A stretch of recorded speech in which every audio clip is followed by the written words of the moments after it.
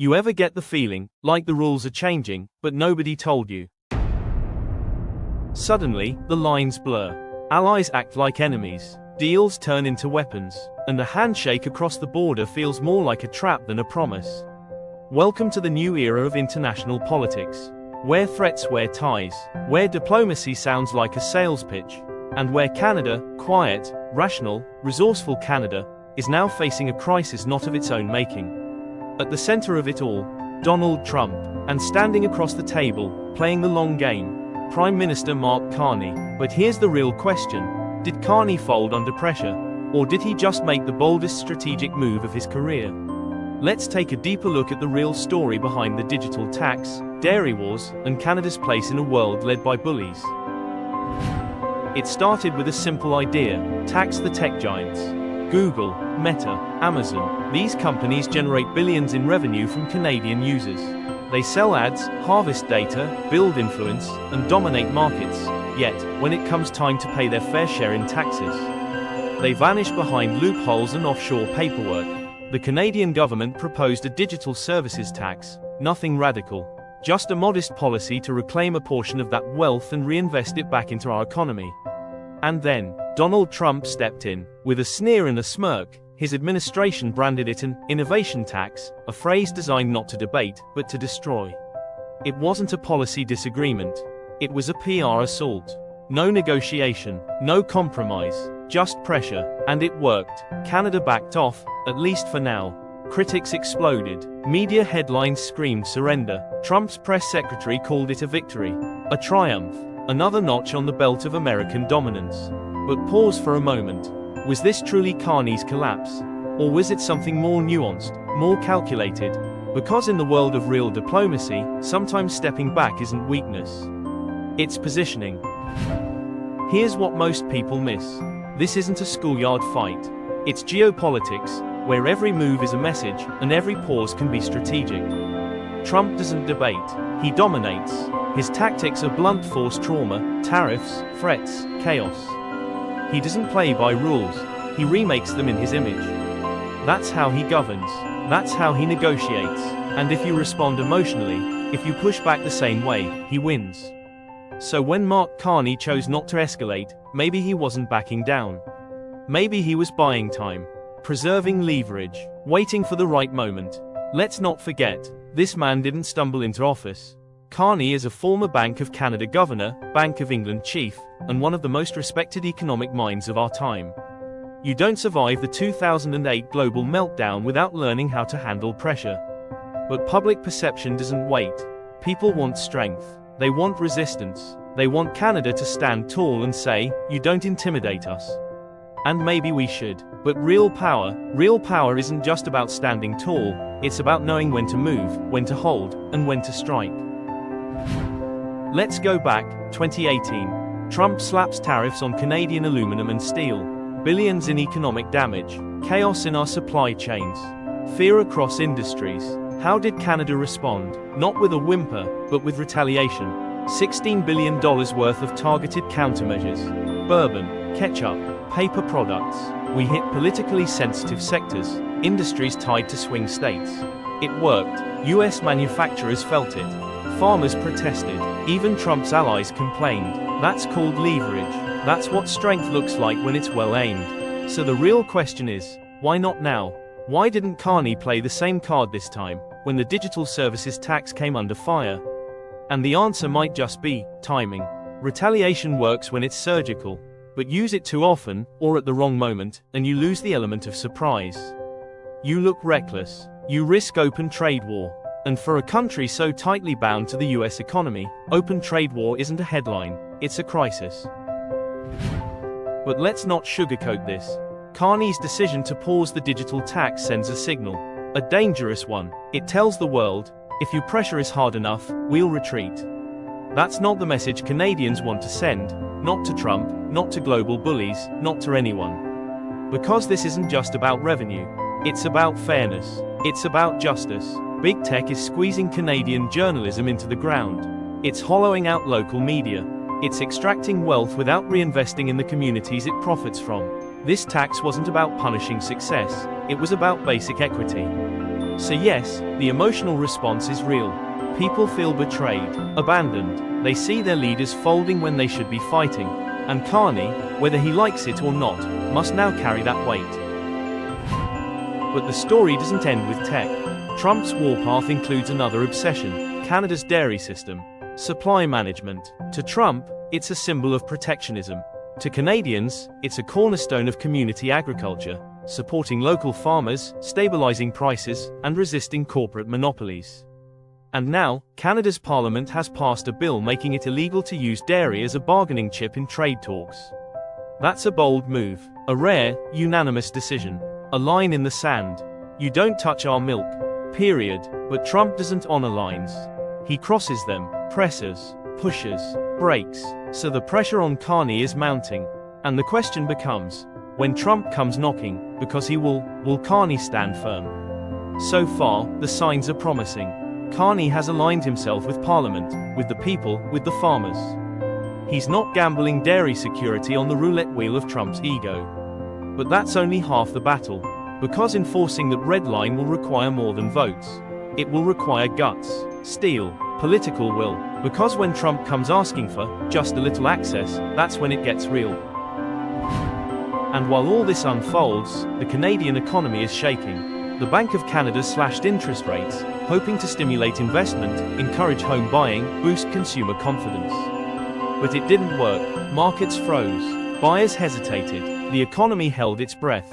Why? Because no amount of cheap credit can counteract fear. And when your biggest trade partner is acting like a ticking time bomb, fear becomes the dominant force. Real estate in Toronto, over 31,000 unsold homes. Prices stagnating, sales slumping. Vancouver, same story, confidence evaporating. And it's not just about housing.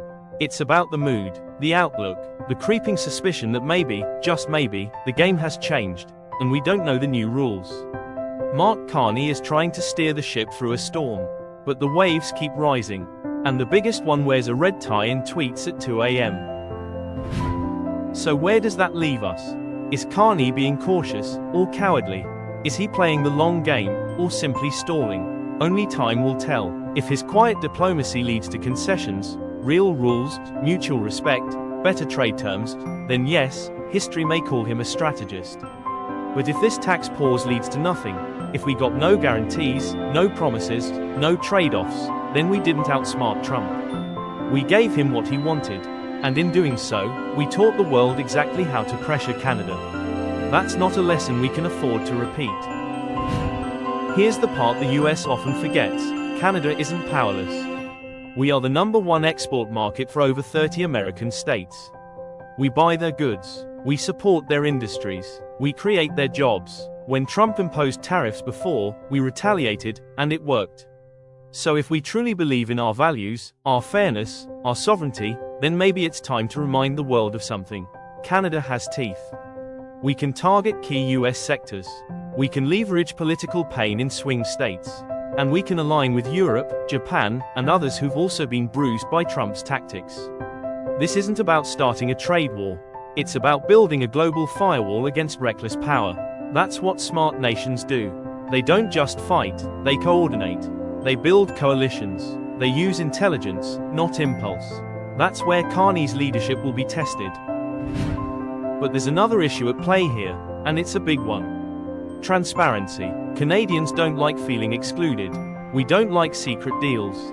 We don't like vague statements about ongoing negotiations, especially when those deals affect our taxes, our industries, and our national identity. Carney's supporters say he needs privacy to negotiate. That public noise would sabotage progress. That open debate would give Trump ammunition. And they may be right. But here's the flip side: if Canadians feel left in the dark, trust vanishes. And when the final deal is revealed, even a good one will feel like a betrayal. We've seen this before, with NAFTA, with the TPP, with CETA. Each time, the public felt like the last to know. If Carney wants to be different, he must walk a razor-thin line, protecting strategy while honoring democracy. That means setting red lines in public, updating Parliament, briefing the press, making sure that while the deal may be private, the values behind it are not. Because secrecy, unchecked, becomes something far worse: suspicion. Let's talk about something dangerous. Not tariffs, not taxes, not even Trump. Let's talk about power, and what happens when too much of it flows into one office. Right now, Canada's trade negotiations are being handled largely behind closed doors. Not because Carney is evil, not because he's trying to deceive, but because he believes secrecy is strategy. And maybe it is, but there's a fine line between strategic silence and executive overreach. Trump thrives in a world where power is personal, where policy comes from Twitter, where leaders bypass institutions, dodge scrutiny, and operate like CEOs, not public servants. If Canada follows that playbook, even with the best intentions, we risk becoming the very thing we stand against. We are a parliamentary democracy. That means trade deals, especially billion-dollar ones, should not be decided by one man, or even one office. They must go through Parliament, through debate, through the people's representatives. Because when you shut out public oversight, you shut out democracy. And here's the irony. Trump's chaos is exactly why we need to strengthen our institutions, not sideline them. Carney is walking a tightrope. On one side, Trump, erratic, impulsive, demanding submission. On the other, Canadian institutions, slow, democratic, deliberate. To make progress, Carney must speak Trump's language, direct, bold, fast-moving. But to maintain trust at home, he must speak Canada's language, transparency, consensus, accountability. That's no easy task, but Carney has tools. He can brief Parliament regularly. He can promise that no trade deal will be finalized without a full parliamentary vote. He can define clear public boundaries, what's negotiable and what isn't. He doesn't have to give away the playbook, but he has to show that he's playing for Team Canada. Because if he doesn't, if the deal is cooked in a back room, sealed in secrecy, and dropped on the public like a bombshell, even a good deal will explode in his hands. There's another reason Carney is keeping talks tight: personal diplomacy. Trump doesn't respond to committees or ambassadors. He responds to individuals he sees as powerful, people who speak his language of dominance, of success, of reputation. Carney, former Goldman Sachs banker, global central banker, elite financial thinker, fits that mold. He commands attention in international rooms. He brings credibility. That's a strategic asset, but it's also a trap. Because when trade policy becomes personal, so does the pressure. Carney becomes the target. Every compromise becomes his responsibility. Every backlash lands on his name. And more dangerously, power concentrates. Parliamentary checks fade. Public involvement shrinks. We're not America. We don't build personality cults around our leaders. We build policies rooted in principle. That's why Canada must set a precedent now, not just for this deal, but for every future negotiation. Power must return to the people, even if it takes longer, even if it's messier, because efficiency without accountability is just autocracy in disguise. Now, let's revisit one of the most important decisions in this saga, the dairy bill. Canada's Parliament passed legislation that forbids future governments from using supply management as a bargaining chip in trade talks. To most of the world, that sounds small. Milk, eggs, cheese. But in Canada, it's a line in the sand. A declaration: you don't touch our farms. You don't gamble with our food security. You don't sell out rural communities for a quick deal. And that message wasn't just sent to Trump, it was sent to Carney. He cannot override Parliament. He cannot reconsider the red line. If he does, he risks more than a backlash. He risks a political explosion. Because this is no longer just policy, it's principle. It's culture, it's Canadian identity, and enforcing that line means Carney must resist every future attempt, subtle or loud, to carve out just a little access for American dairy giants. Because once you give an inch, the pressure never stops. Let's talk about trust. Because it's collapsing, home buyers are hesitating, small businesses are pausing investments, farmers are uncertain, investors are retreating, the stock market is twitchy. The housing market, on ice. Over 17,000 homes are sitting unsold in the Toronto area alone. That's not just a housing issue, it's a trust issue. People are waiting, watching, wondering, is this a safe time to invest in Canada? Because when the rules of the game are unstable, when the biggest trading partner behaves like an enemy, no rate cut, no stimulus, no tax relief can fix the damage. And that's the storm Carney is trying to steer through. He's not just negotiating tariffs. He's negotiating psychology, confidence, belief, and make no mistake, one misstep could shatter what little is left. This is not about digital taxes. It's not about dairy. It's not even about Trump. It's about whether Canada still gets to choose its own future, or whether it folds every time the pressure rises. Because this new world, it doesn't reward politeness. It doesn't honor precedent. It rewards strength, strategy, and clarity. And that means Carney, and all of Canada, must do three things. First, demand results. If the digital tax was paused, what did we get in return? Was there a trade-off, a commitment, a timeline, or just blind faith? Second, build leverage, not just retaliatory tariffs, but strategic alliances. Coordinate with the EU, with Japan, with anyone else Trump has burned. Make resistance collective, not isolated. Third, rebuild public trust. Through transparency, through clear red lines, through empowering Parliament and including the people. Because in the absence of trust, no deal will ever feel safe.